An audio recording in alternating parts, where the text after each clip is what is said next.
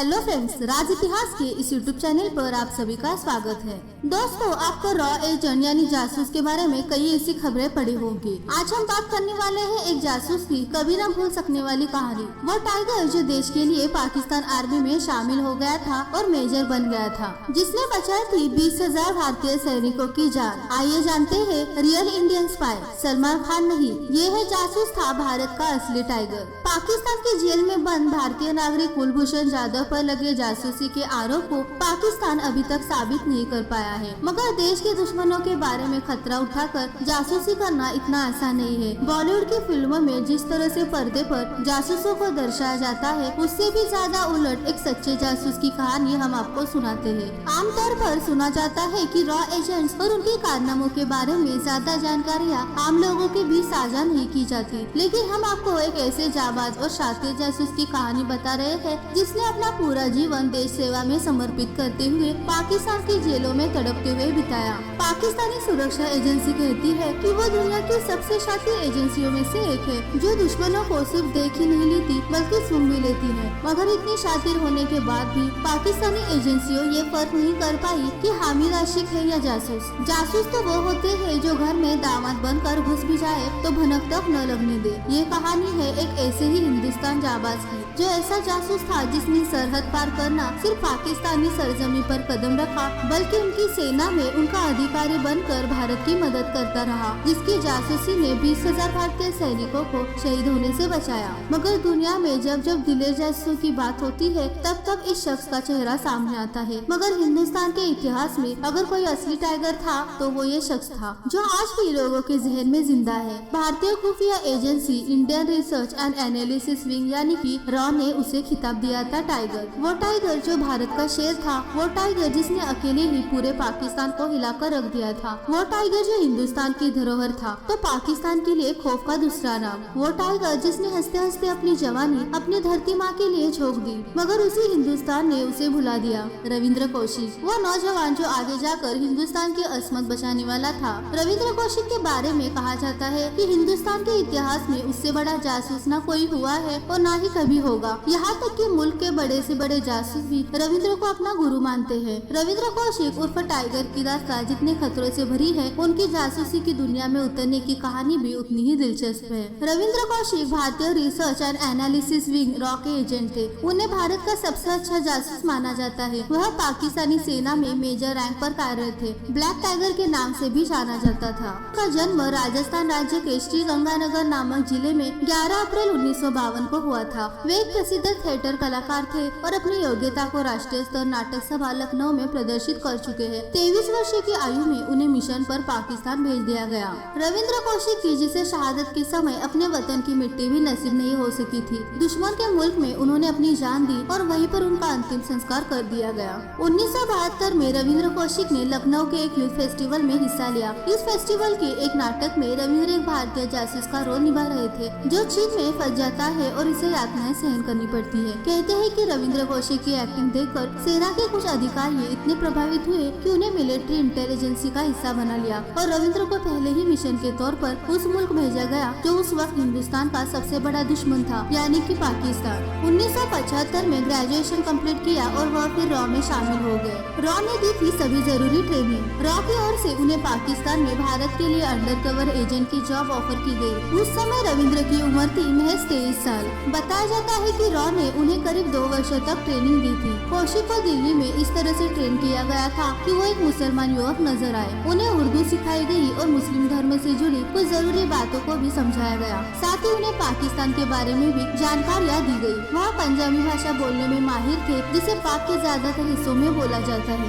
1975 में उन्हें नबी अहमद शाकिर इस नाम के साथ पाकिस्तान भेजा गया। माना जाता है कि रविंद्र कौशिक को पाकिस्तान में एक रेजिडेंट एजेंट के तौर पर भेजा गया था। कौशिक का काम था हिंदुस्तान के खिलाफ पाकिस्तानी साजिश का सुराग हासिल करना। कहते हैं कि रविंद्र कौशिक का पहला मिशन बेहद कामयाब रहा, जिसके बाद 1975 में उसे एक और बड़े मिशन के लिए भेजा गया और इस बार मिशन के लिए रविंद्र को एक नया नाम दिया गया था। वो जो नाम था जो पाकिस्तान में उनकी सबसे बड़ी पहचान बनने वाला था, जो है नबी अहमद शाकिर। 1975 में पाकिस्तान भेजे जाने से पहले दस्तावेज और जानकारियों को एजेंसी द्वारा नष्ट किया गया था और उनके परिवार से भी जुड़ी जानकारियां छिपा दी गई थी। पाकिस्तान में घुसने के बाद नबी अहमद शाकिर यानी रविंद्र कौशिक ने धीरे धीरे अपने पैर जमाने शुरू किए। अपने रहने के लिए ठिकाना चुना लाहौर का। मिशन बहुत बड़ा था, लिहाजा रविंद्र कौशिक ने लोगों की नजरों से बचने के लिए लाहौर के बड़े कॉलेज में दाखिला भी ले लिया। कहते हैं कि कॉलेज में दाखिला मिलते ही उसके आधार पर जाली दस्तावेज बनवाए और उसी कॉलेज में LLB की डिग्री भी हासिल की। एक हिंदुस्तानी पाकिस्तान में न सिर्फ अपनी पहचान छिपा रहा था बल्कि वहाँ की एकेडमिक डिग्री भी हासिल कर रहा था। जाहिर है कि हिंदुस्तानी के लिए पाकिस्तान में ये काम कतई आसान नहीं था। फिर भी एक शातिर जासूस की तरह रविंद्र कौशिक पूरी चपलता से सीढ़ी दर सीढ़ी चढ़ते जा रहे थे। लेकिन रविंद्र का असली मकसद अभी बाकी था। लाहौर में पहचान बनाना और डिग्री हासिल कर लेना तो सिर्फ एक जरिया था, क्योंकि हिंदुस्तान के इस टाइगर का असली मिशन तो अब शुरू होने वाला था। ये मिशन था पाकिस्तानी फौज का हिस्सा बनना। उन्होंने पाक जाकर इस्लाम धर्म कबूल कर लिया। बताते हैं कि उन्होंने पाक जाकर आर्मी यूनिट के एक अधिकारी की बेटी के साथ, जिसका नाम अमानत था, उससे शादी भी कर ली थी ताकि उन पर किसी को शक न हो। सन 1979 से लेकर 1983 के बीच उन्होंने कई अहम जानकारियों को भारतीय सेना तक पहुंचाया। उनकी तरफ से भेजी गई इंटेलिजेंस देश के बड़े काम आई थी। उनकी बहादुरी देखकर ही उनका नाम टाइगर भी पड़ गया था। उन्हें लोग ब्लैक टाइगर के नाम से जानते थे। रविंद्र कौशिक किसी छलावे की तरह पाकिस्तानी सेना में दाखिल होने के लिए जाल पर जाल बुनते जा रहे थे। तभी पाकिस्तानी सेना में भर्ती शुरू हुई और फर्जी पहचान और कॉलेज की डिग्री टाइगर के काम आ गई।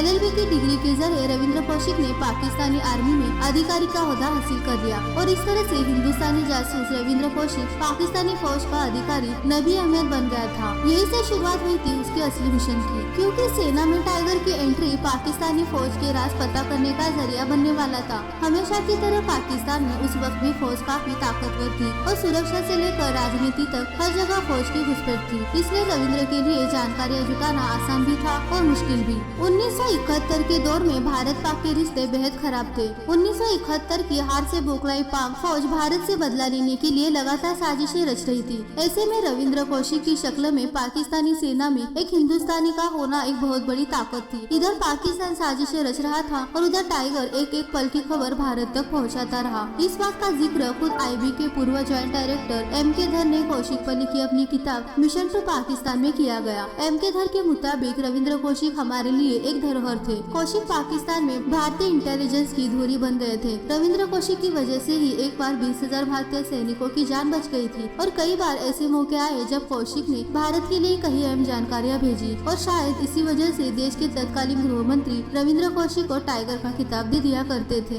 अब तक पाकिस्तान में रविंद्र कौशिक एक मंजे हुए जासूस की तरह काम कर रहे थे और पाकिस्तानी फौज में हड़कंप मचा रहे थे। किसी को समझ में नहीं आ रहा था कि आखिर पाकिस्तान सेना के सीक्रेट प्लान लीक कैसे हो जाते हैं। टाइगर रविंद्र पर किसी को शक नहीं था, लेकिन अपने ही एक हिंदुस्तानी साथी की गलती ने रविंद्र कौशिक उर्फ नबी अहमद की सच्चाई खोल दी। कौशिक के बारे में लिखी गई खबरों के मुताबिक साल 1983 में इनायत मसीह नाम का एक और जासूस पाकिस्तान भेजा गया, जिसे रविंद्र कौशिक की मदद के लिए भेजा गया था। लेकिन इसी दौरान मसीह की एक गलत हरकत की वजह से पाकिस्तान फौज को पता चल गया कि कौशिक ही भारतीय एजेंट है। रविंद्र कौशिक की हकीकत पता चलते ही पाकिस्तानी फौज के हुक्मरानों के होश ही उड़ गए। उन्हें यकीन ही नहीं हुआ था कि कोई भारतीय जासूस उनकी फौज में इतने लंबे वक्त से काम कर रहा था और उनके हर प्लान की जानकारी भारत भेज रहा था। रविंद्र कौशिक की असलियत पता चलते ही पाकिस्तान फौज ने उन्हें गिरफ्तार कर लिया। फिर लगातार कौशिक को टॉर्चर किया गया। बताया जाता है कि इस दौरान कौशिक को पाकिस्तान सेना के सियालकोट सेंटर में रखा गया था और उनसे राज उगलवाने की कोशिश की गई, लेकिन जैसा नाम था वैसे ही कुछ इस बहादुर का जज्बा भी। हिंदुस्तान का ये टाइगर पाकिस्तानियों के हर जुल्म को सहता रहा। 3rd डिग्री टॉर्चर को झेलने के बावजूद कौशिक ने मुंह नहीं खोला।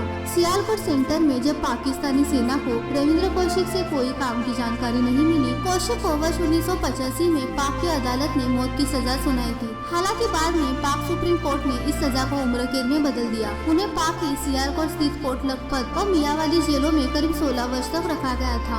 पाक के अधिकारियों की बेटी से शादी करने के बाद कुछ साल बीत गए थे। उसी वक्त रविंद्र को पता चला कि उसके छोटे भाई की शादी है। रविंद्र को अपने परिवार से मिले काफी वर्ष गुजर चुके थे। उसने रॉ के सामने अपने परिवार से मिलने की गुहारिश की। भारतीय रॉ ने रविंद्र भाई की शादी पर जाने की अनुमति दे दी थी। रॉ ने कहा था कि दुबई के रास्ते आप भारत जा सकते हो। रविंद्र ने भी ऐसा ही किया। पाकिस्तान में उसने कहा कि मैं दुबई घूमने के लिए जा रहा हूँ। वो अपनी पत्नी के साथ दुबई में आया। दुबई से अकेला ही वो भारत पहुँचा अपने भाई की शादी में। भाई की शादी में परिवार से मिलने के बाद रविंद्र की वो आखिरी मुलाकात अपने परिवार से थी। उसके बाद रविंद्र पाकिस्तान लौट आया। वहीं पे उसका कामकाज सही तरह से चल रहा था। किसी को भी उस पर शक नहीं हो रहा था। लेकिन सितंबर 1983 में भारत के एक लो लेवल जासूस इनायत मसीहा को रविंद्र कौशिक से संपर्क करने को कहा, लेकिन इसे पाक ने पकड़ लिया और फिर उसे सारा सच पता लग गया। कुछ लोग मानते हैं कि कौशिक अपनी नहीं बल्कि रॉ की ही गलती की वजह से पकड़े गए थे।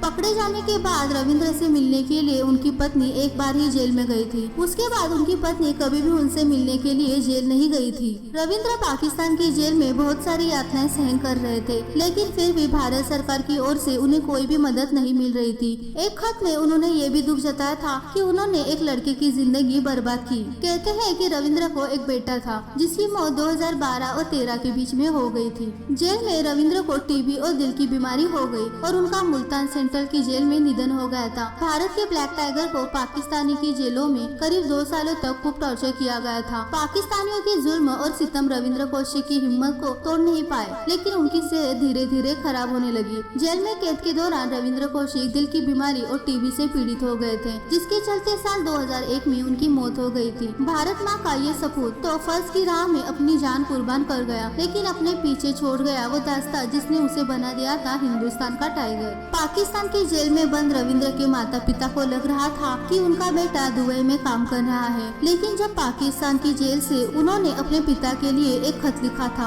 जो उर्दू में था। उनके घर में सिर्फ रविंद्र के पिता को ही उर्दू आती थी।